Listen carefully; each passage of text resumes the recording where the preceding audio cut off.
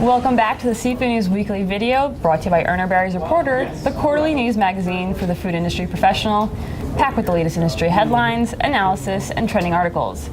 Contact advertise at urnerberry.com to be a featured sponsor in the spring edition of the Reporter, which is distributed to thousands of protein industry professionals, including a $5,500 bonus distribution to attendees at Seafood Expo North America in Boston. Make sure you are in front of your customers.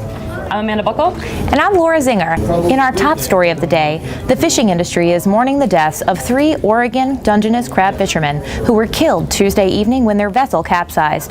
The Coast Guard motor lifeboat Victory was dispatched after the captain of the vessel requested an escort. The Victory was on the scene when the vessel capsized and went into emergency operations, but were unsuccessful in saving the 3 fishermen.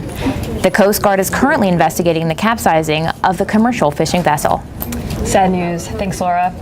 In other news, FDA Commissioner Dr. Scott Gottlieb said Wednesday that due to the government shutdown, the Food and Drug Administration has stopped routine food safety inspections of seafood, fruits, vegetables, and other foods that are at high risk of contamination.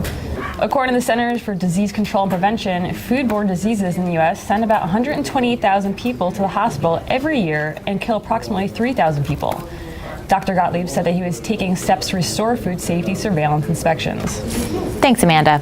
In other news, Chicken of the Sea International, the subsidiary of Thai Union that was the first tuna company to bring antitrust price-fixing information to the Department of Justice, announced a partial settlement of claims with some retailers. The settlement involves more than 30 retailers, but does not include the entire list of retailers who seek compensation for damages from price-fixing. Under the agreement terms, Chicken of the Sea International will pay a cash settlement and work with the companies in the promotion of innovative Chicken of the Sea products. The monetary value of the settlement has not been announced.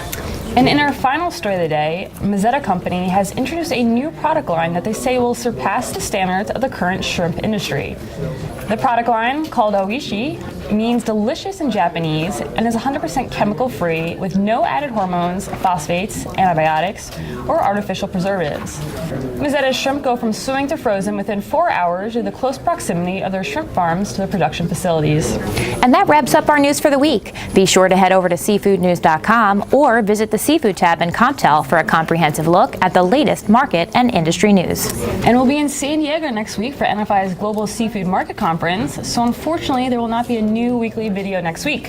However, we will be breaking down the conference on the Seafood News podcast, posted on SoundCloud and iTunes every Monday, as well as the Urner Barry Market Digest podcast, which Laura here hosts. That's right.